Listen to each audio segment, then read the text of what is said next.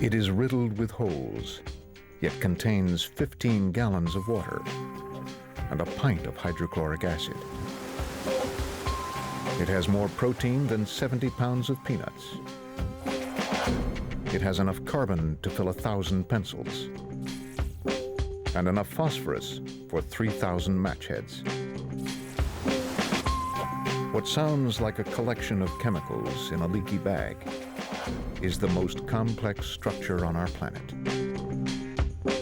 the human body. Happy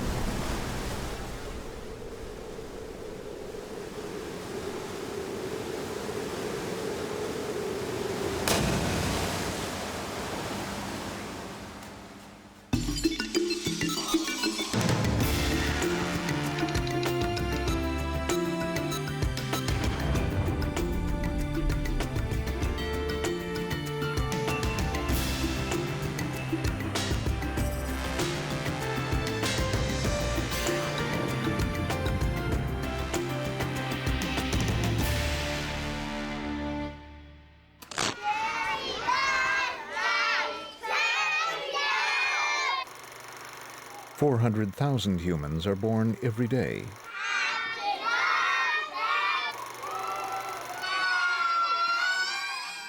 The one thing we all have in common is the amazing machine we all inhabit, the human body. In the course of its life, it will breathe 10 million balloons worth of air.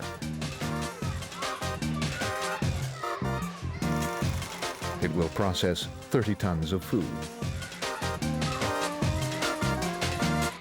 And it will secrete 17 gallons of tears. But humans rarely stop to think about the amazing technology behind even the most mundane action. At the very center of the body, for example, is an ingenious structure. It is incredibly strong, yet it is ultralight, so that we can move around freely.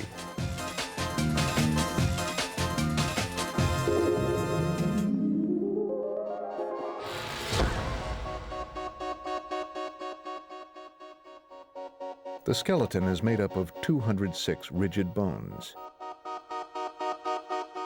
It is a framework that keeps the body upright and forms a protective cage around delicate inner organs.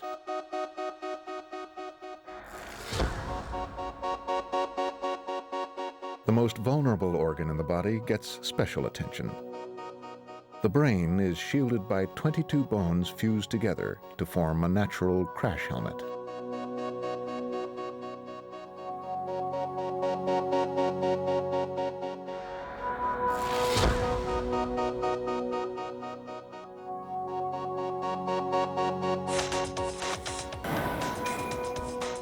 But the strongest bones in the skeleton work the hardest.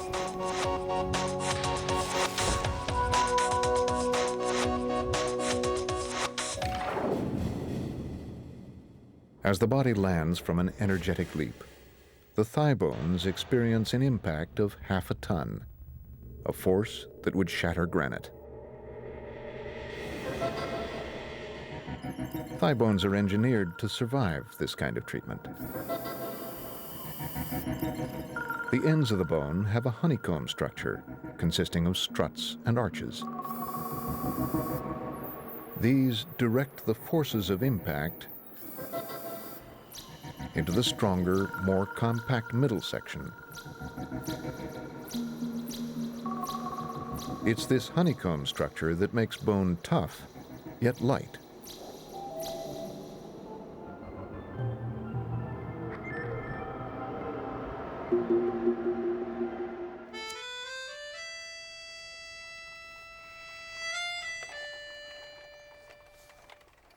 This example of nature's ingenuity inspired an engineer working in Paris in the late 1800s.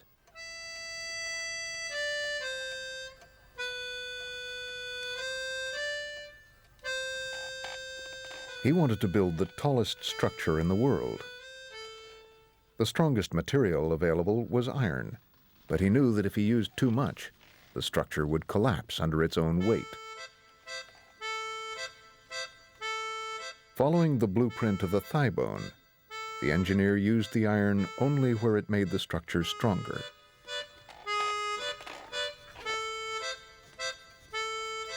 His name was Gustav Eiffel, and his tower became an icon.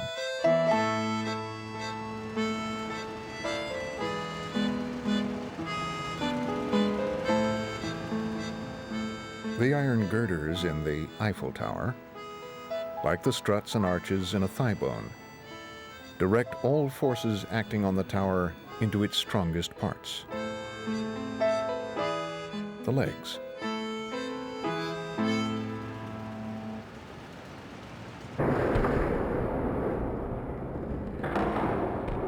But unlike the Eiffel Tower, bones are not rooted to the spot. They are constantly on the move and have to cope with all kinds of stresses and strains. Any impact on bone triggers an amazing reaction.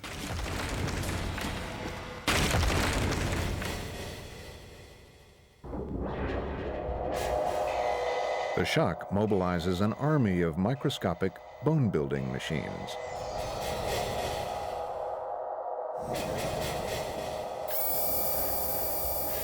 Where stress occurs, these cells excrete a layer of liquid bone. This hardens to strengthen the structure.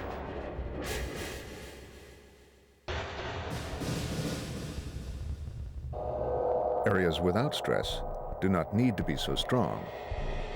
Here, bone-destroying cells use hydrochloric acid to dissolve superfluous bone.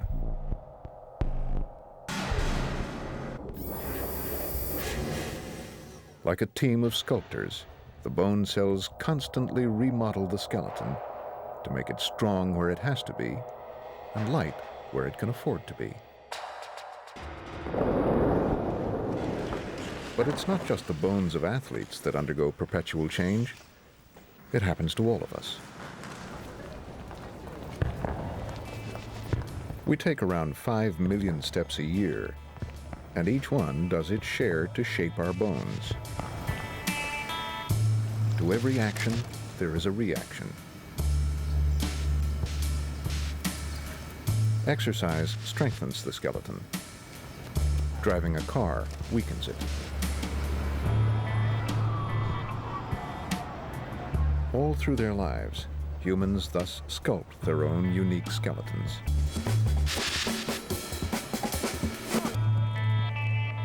Bone cells work so hard that every person gets a completely overhauled skeleton every 10 years. So whatever age you are, your skeleton can never be more than 10 years old.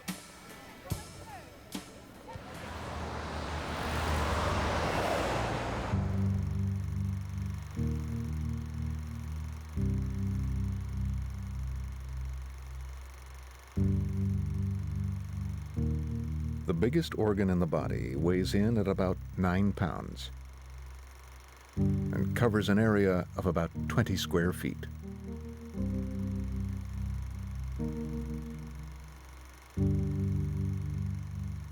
Rubbing it makes it flake off, filling our houses with dust.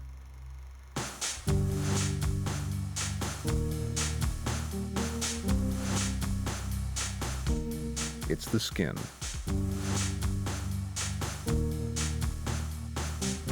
The part of skin you can see is made up of dead cells.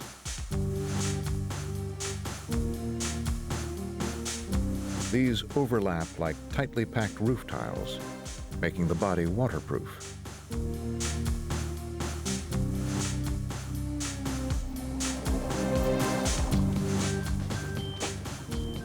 Skin stops precious water from escaping and harmful chemicals from entering.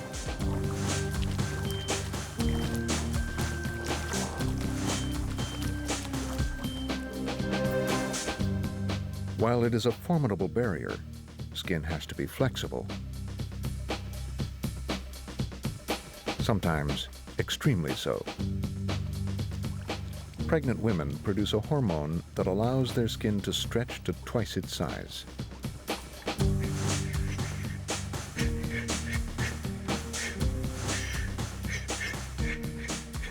But skin is not just an inert coating. It is an active organ with a vital function. Skin keeps the body cool. This heat-sensitive camera shows in red and yellow the hottest areas on a body in action.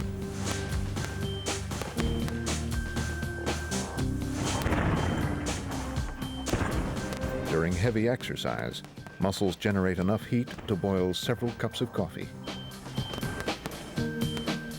This heat would easily damage the internal organs unless the body did something about it. Just below the skin's surface are 3 million temperature control units.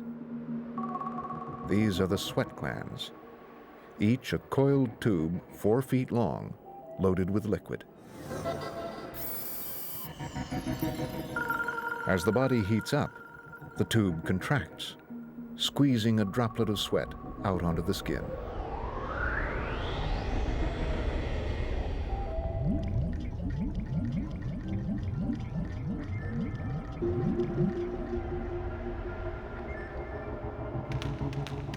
As the sweat evaporates, it draws heat from the skin and cools the body.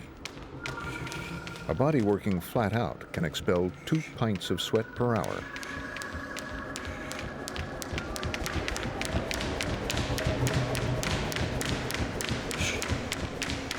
For an organ so packed with such finely tuned technology, skin is surprisingly robust. Woven beneath the surface of skin is a mesh of tough collagen fibers.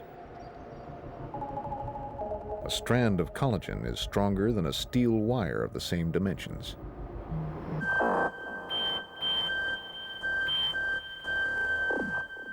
If skin lacks collagen, it is weak. This hardly matters unless it is pushed to its limit.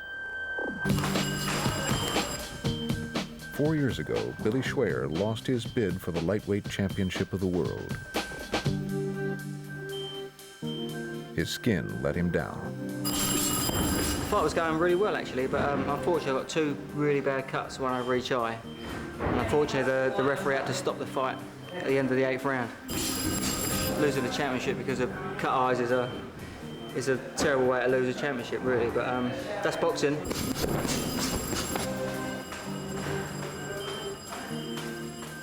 Billy has tried to overcome his skin's lack of collagen by enriching his diet with collagen-building supplements and undergoing laser treatments to make his skin stronger.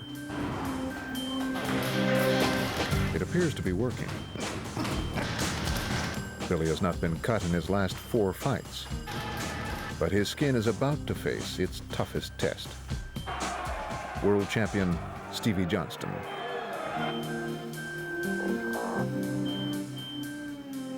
I really do believe that this is my time now, and fingers crossed on the night it'll be okay for me.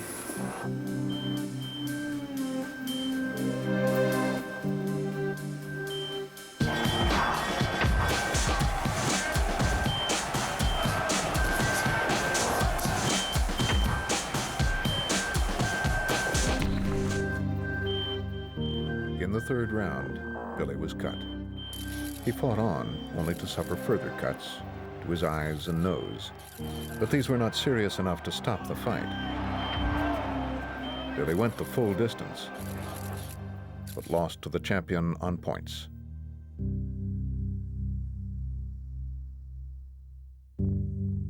It's hard to imagine, but given time, Billy's cuts will heal.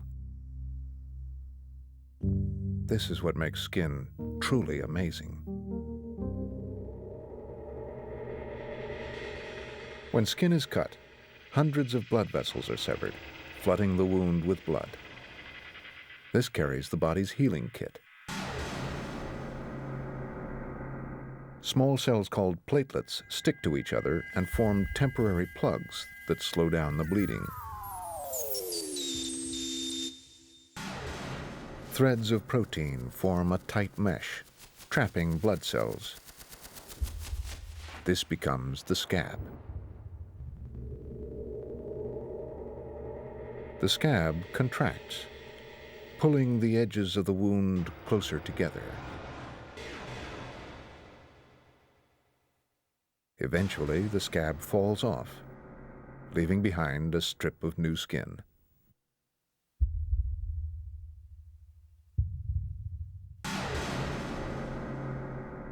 This is Billy 3 months after the fight.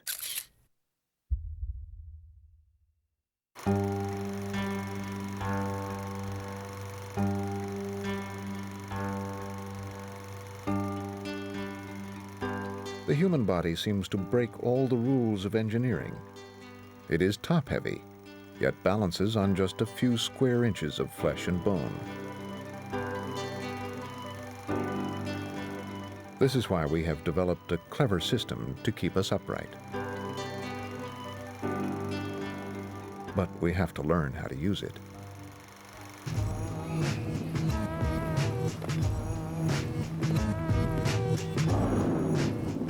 Once the basics are mastered, we can push our balance organs to the edge.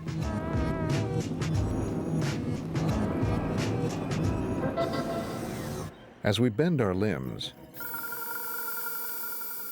microscopic strain gauges measure the tension in the muscles to make sure we do not lean too far.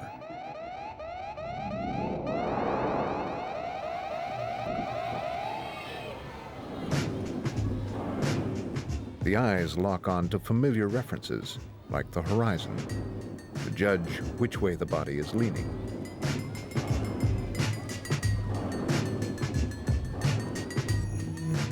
But the most important information for balance control comes from deep inside the skull.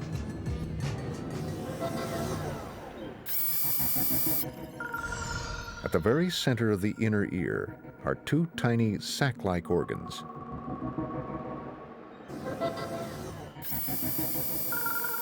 Each sac contains a patch of jelly covered with thousands of tiny crystals.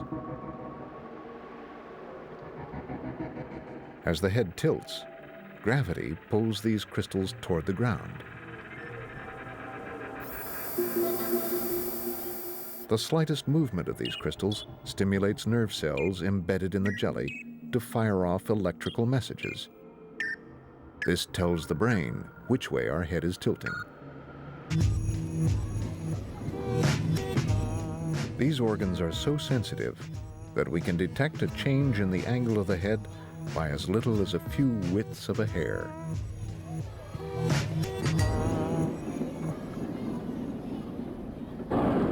The one limitation of the balance system is that it needs gravity to work. We have main engine start, 4, 3, 2, 1. We have booster ignition and liftoff. Roll program. When we venture into space, we start to experience problems. Course heading northeast. Vertical and horizontal reference points are not where the eyes expect them to be. The strain gauges in muscles experience less resistance than they are used to, and without gravity to pull on them, the crystals in the inner ear stop sending accurate information. As a result, the balance system goes awry. It is an experience all too familiar for Dr. Ellen Baker, a medic on 3 space shuttle missions. Until you're really weightless, you just don't know what it's going to be like. You don't know how your body's going to react. You don't know how you're going to adjust when your world is turned in any number of directions. But it's very exciting. If I could have my patient, please. And I think as the mission goes on, you find your feet are facing the floor less and less often. It looks okay. Astronauts eventually adapt to their balance sensors, giving them confusing and unfamiliar information. After a short time in space, the human body actually forgets how to deal with gravity, and instead learns how to balance and move around without it.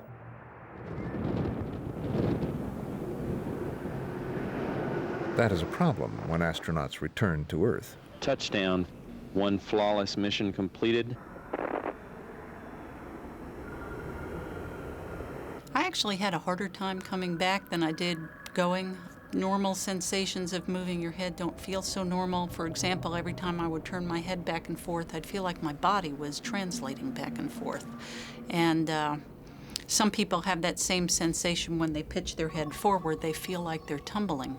And it probably took me a good 6 or 7 hours to feel like I could walk without making myself sick. I would say virtually everybody has those sorts of problems to a different degree on returning. Astronauts feel a sensation not unlike seasickness when they return to gravity, because the signals from their reawakened ear crystals do not match with what their eyes are telling them. This confuses them and results in disorientation. Every astronaut has some disturbance of balance or gait after return from flight. If you watch them walk around under the shuttle, for instance, as they try to walk around corners, they take it too short and clip their elbow or their knee on the corner. There's a funny illusion that many of them report if they walk upstairs right after space flight. It feels not like they're walking up the stairs, but often like they're pushing the stairs down. After landing, astronauts are tested for balance in a computer-controlled booth. This test, please keep your eyes open and try to maintain an upright stance. Here we go. Bill Pulaski can move the base plates and the visual surround to assess the performance of each of the balance sensors. You feel like you know where upright is? I think so. I think I'm tilting back right now. And now I feel like I'm about to fall forward. He has found that the inner ear organ is impaired the most. Okay. Wow. Good. You all right? Yeah, I'm fine. Okay. The longer a human spends in weightlessness, the longer it takes the body to readapt to gravity. It can take weeks for an astronaut to get over the nausea and disorientation.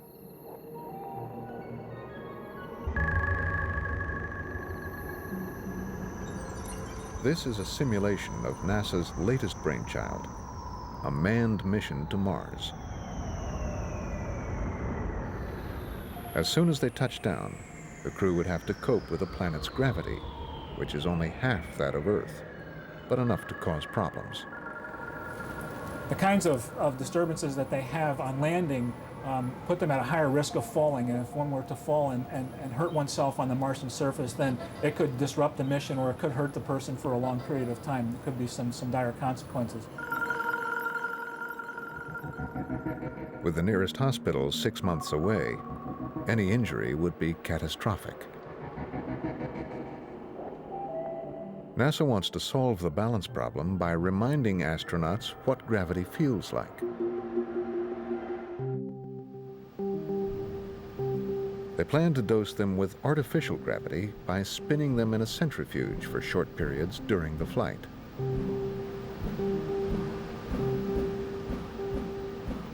As soon as they land, they would be ready to start work without the risk of disorientation.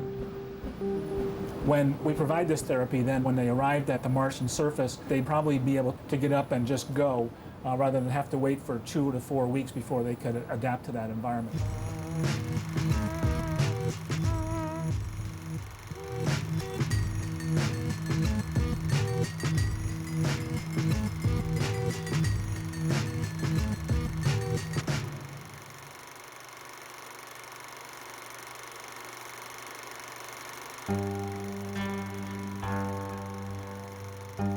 Perhaps the most sophisticated instrument in nature is something we take for granted: the human hand.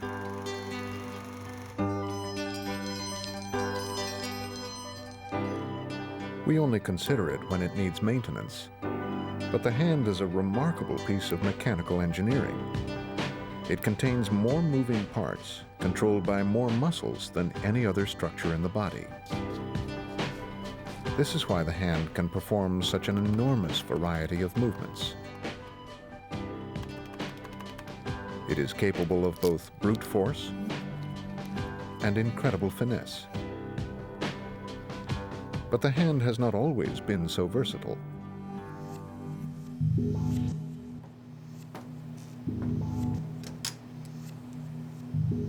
At the University of Arizona, physical anthropologist Dr. Mary Marsky is investigating the evolution of the hand. She believes that it was molded by millions of years of practice. 3.5 million years ago, humans learned to stand upright, freeing up their front paws to learn new skills. This is Lucy, our oldest known upright ancestor. The area in Ethiopia where she was discovered was strewn with stones that she may have used as crude tools. All that is now left of Lucy are a few fossilized bones. So in order to find out whether Lucy's hands were equipped to make tools, Dr. Marsky had to do some detective work. If you could just go through the motions, see if I have it all in the picture. As an archaeologist goes through the motions required to make a simple prehistoric cutting tool, electrodes fixed to his hand measure which muscles are active. This allows Dr. Marsky to pinpoint which muscles Lucy would have required to make such tools.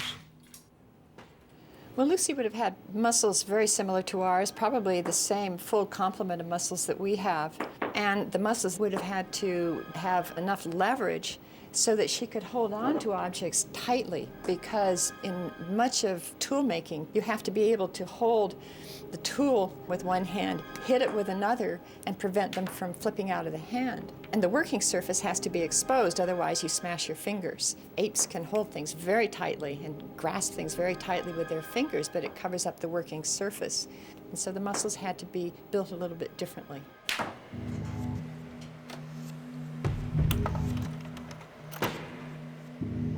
By taking close-up photographs of Lucy's finger bones, Dr. Marsky is able to reconstruct a three-dimensional image of the joint surfaces. From the shape and curvature that was revealed, she is able to judge the amount of movement Lucy's fingers may have had.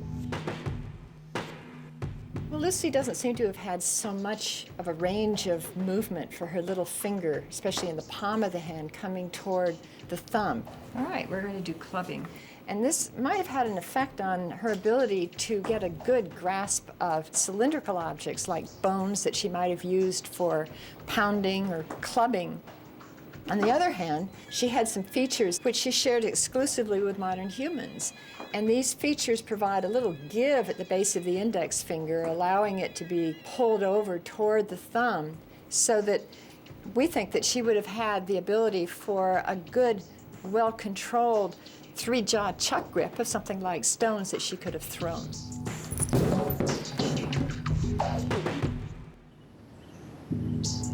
Throwing objects with speed and precision may have been the one thing that gave early humans the edge over other animals.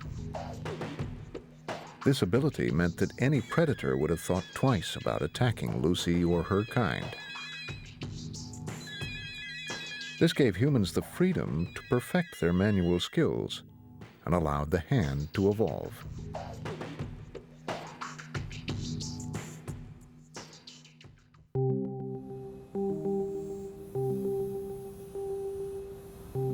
Engineers at NASA have achieved in 5 years what took nature millions of years to accomplish.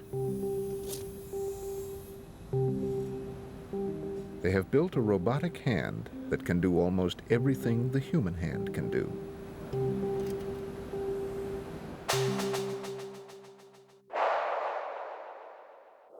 The NASA hand will one day be part of a robotic astronaut that will perform sophisticated maintenance tasks outside spacecraft.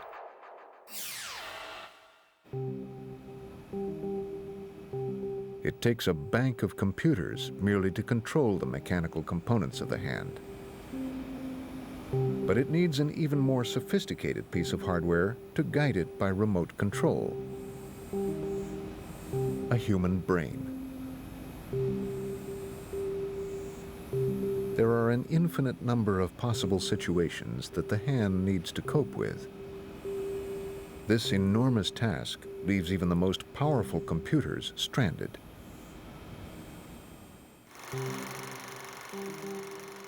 We actually spend most of our early childhood teaching our brains how to control our hands. Just to open a tin can, the brain has to send millions of nerve signals to the hands every second, while it simultaneously coordinates a multitude of other bodily functions.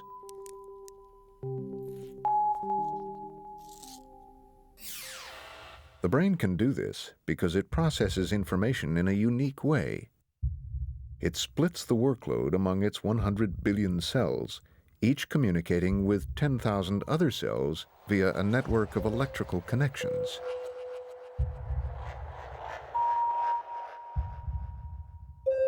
To get an idea of the scale of this system, imagine making a phone call.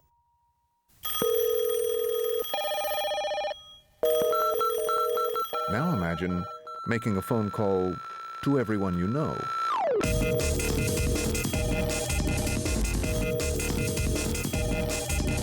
Now imagine every citizen in a city as big as New York calling every single name listed in the telephone directory. What if the same thing was happening in every single city in the world?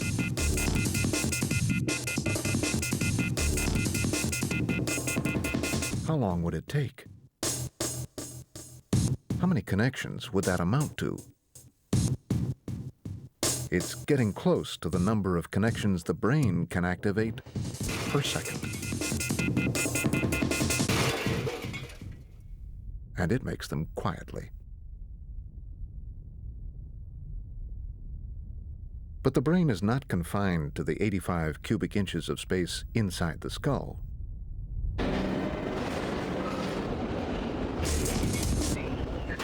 The brain is able to reach out and experience the world through the senses.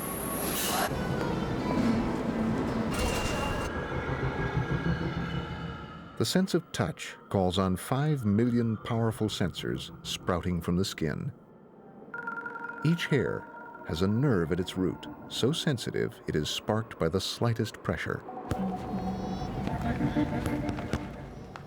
A mote of dust is all it takes.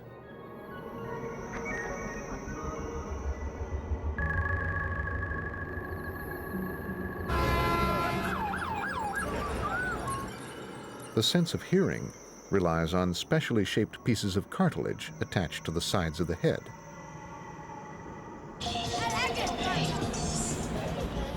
The ridges and hollows of the ear vibrate at different frequencies according to the location of the sound source. This helps us determine where a sound comes from.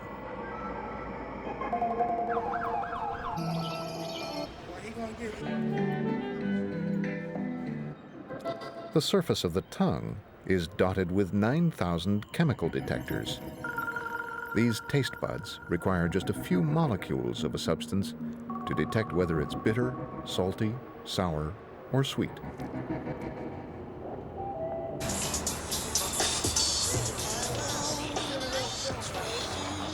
The radar net of the senses even extends far beyond the body itself. We can distinguish up to 10,000 different smells, which language is not equipped to describe. How do you describe the smell of a sunny afternoon or a newborn baby?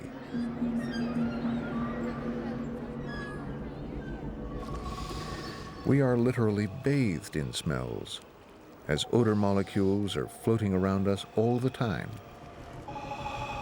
Every breath draws millions of these molecules up into the nostril.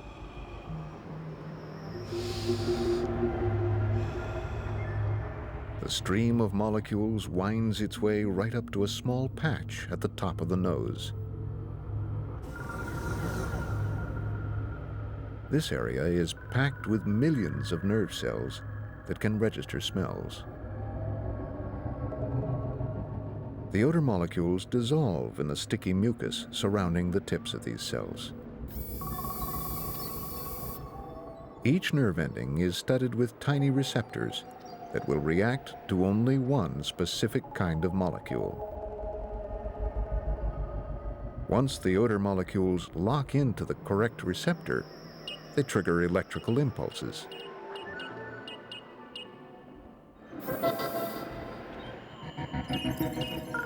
These signals feed straight into the brain area that controls emotion and memory. That explains why smells are so good at bringing back memories and influencing our mood.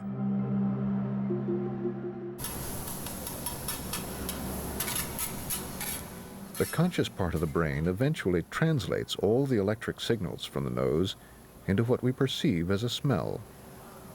So ultimately, we smell with our brains.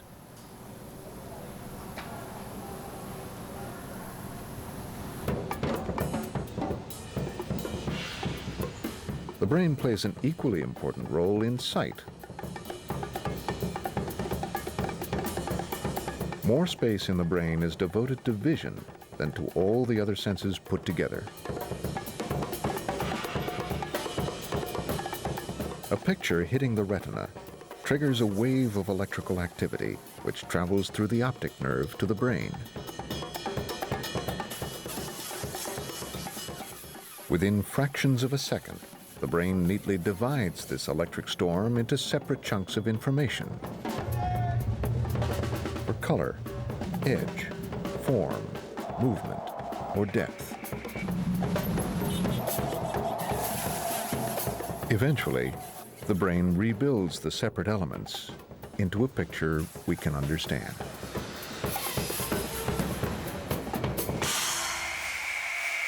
Unless you are blind.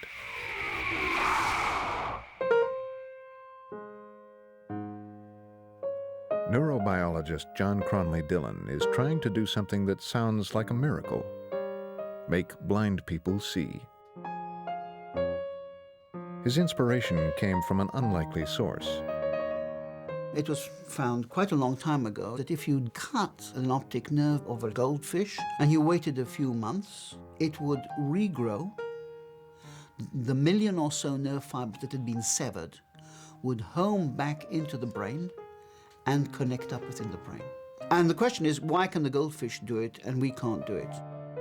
There are a lot of laboratories all over the world that are looking at this problem. And in fact, it looks as if we may be able to stimulate the growth, and it's very encouraging, but it's still a long way off. Professor Cronley Dillon's aim is to come up with an alternative system. He believes that the part of the brain that is normally used for vision can be retrained to adapt to extra auditory input. The boundaries between the different senses may not be as sharply demarcated as we've always thought would be the case. There are certain visual areas of the brain that receive input from the auditory system. At the University of Manchester, Cronley Dillon is attempting to teach his blind subjects to recognize pictures by their sound. Like this fish, or this horse. He gives horizontal lines one sound, the pitch depending on its height. Verticals another, diagonals another. Then if the picture is simplified into a line drawing, it has a characteristic sound. The picture can be split into simple sections or played as a whole.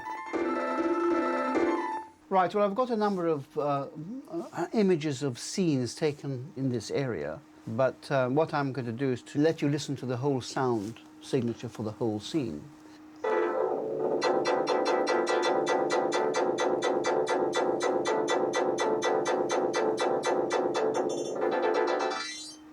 Right, you've heard what I played, the whole thing. Yeah. Can you tell me what you think it is?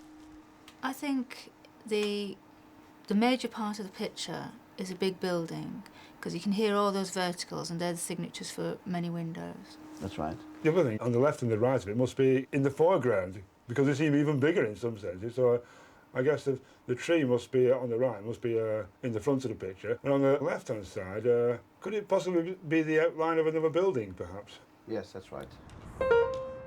Professor Cronley Dillon's ultimate aim is that the subject would carry a camera attached to a computer, which would simplify scenes and provide the relevant musical signature, acting as an aid like the guide dog or the cane. It's a way of touching the world with you. This is what our eyes do. They're touching the world for you at a distance. Now, it's true that touch does that, but with a cane, you're limited to within arm's length. We see it as providing information which is not at the present available to a blind person.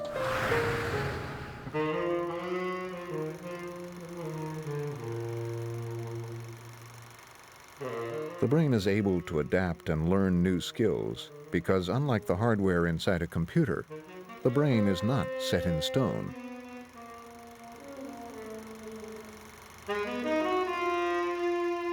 It is of an almost fluid nature.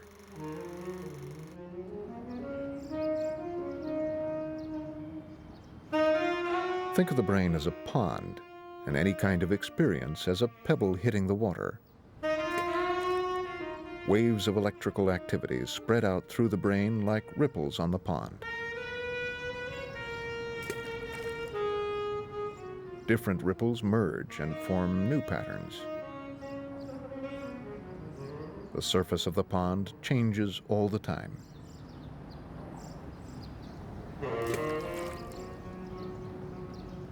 Just like the brain, which is constantly rewiring itself. Every thought, every emotion can create a new connection or strengthen an existing one. This is how we learn.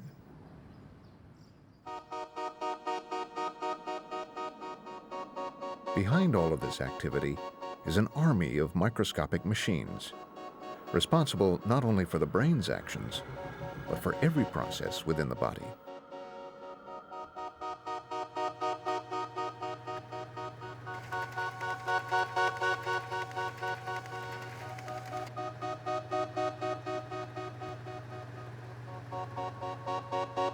Humans are made up of about 70 million cells. Boyce Rendsberger, science writer turned biologist, has become obsessed with investigating the wonders of the cell. The entire human body is made out of cells or the things that cells have made, such as bone. Skin is made of cells, your heart is made of cells, the muscles that operate the body so that you can move, these things are all made of cells, including the brain itself, which sends electrical signals around from one cell to the other so that we can think. All these different kinds of cells work fundamentally the same way. When you look inside the cell, you see the same kinds of structures.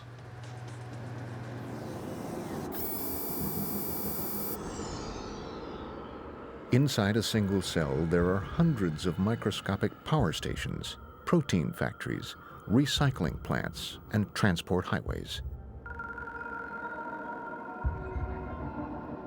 The nucleus is the control center of the cell.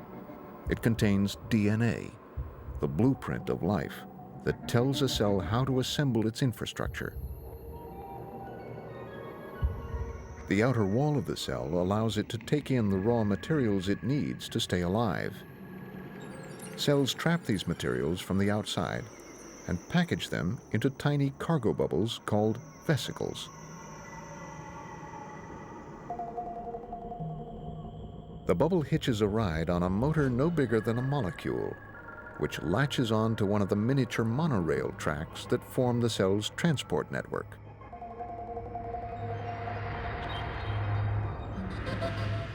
Usually, the bubbles reach their destinations within seconds.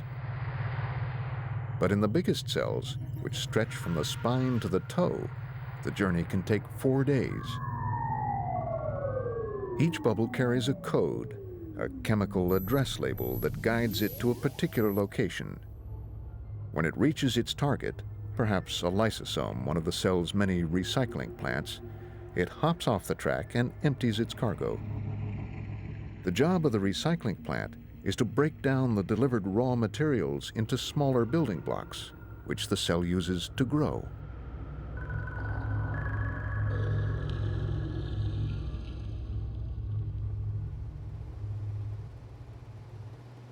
The instructions that are in the cells, starting in embryonic development, tell each cell how to change to take on a new function. Also, the cells monitor the activities going on. If there's a wound, the cells can sense that, and they will send out the message to other cells to come and repair the damage. So all of this keeps the whole body on a kind of an even keel.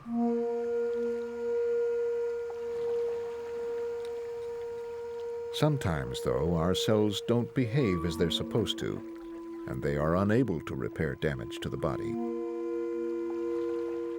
10 years ago, outdoors enthusiast Sean Saracen cut his leg. Unfortunately, the wound was inflamed for such a long period of time that Sean's skin cells were not able to grow and heal the wound.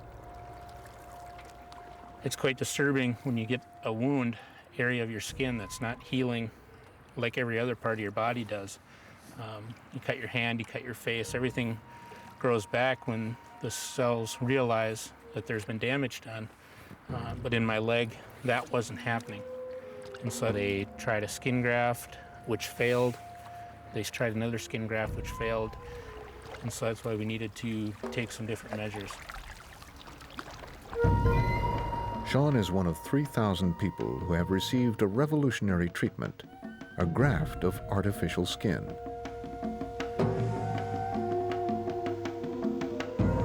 Scientists from biotech companies have harnessed the power of the cell to grow tissue from scratch. The best cells to use are those from the circumcised foreskins of newborn babies because they multiply rapidly. The cells from just one foreskin can grow a football field's worth of skin.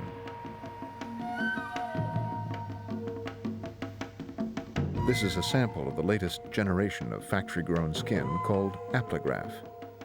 It has neither hair nor sweat glands, but it is teeming with young, vigorous cells.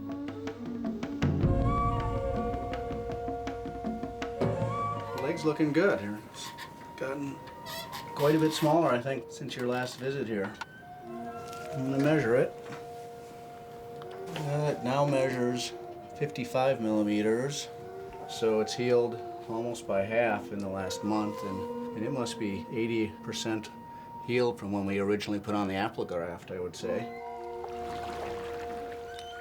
It's retaught my skin cells to grow, and when they haven't done that for a long time. And it's just been a remarkable process of healing for me.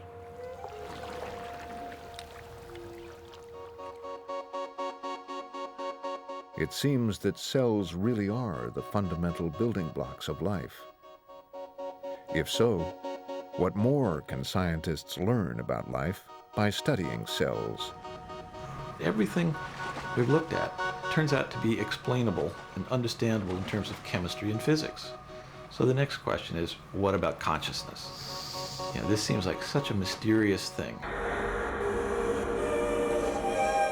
Can it be explained through entirely natural processes? Most scientists say yes, of course it can. It's undoubtedly going to be one of the last frontiers in the study of how life works at the most fundamental level. And we may get close to it, we may never get close to it.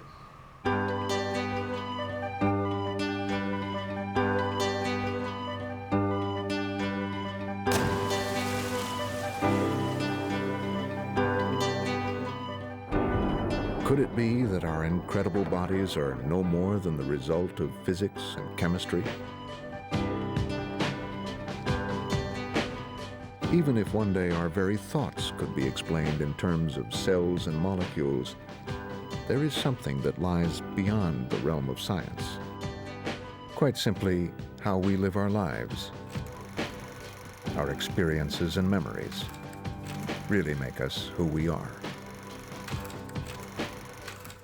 Unique inhabitants of nature's most complex machine, the human body.